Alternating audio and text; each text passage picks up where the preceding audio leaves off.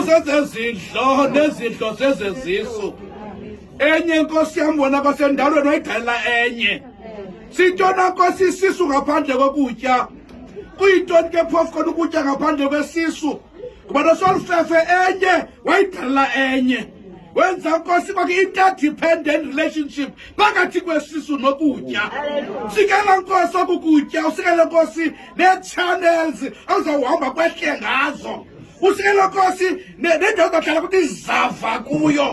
Ungali wasofe usikela i-metabolism ne-digestive system ezawuqola kukutya ukuze balulutho emzimbeni. Base bathi ama-diabetic, abane-gout, abane-high cholesterol, abane-high blood pressure, bangabunaxhala Solfefe. Abantu kuba uzawujika kukutya Solfefe, ngabinamzaza kubo, ngabinamuvuka.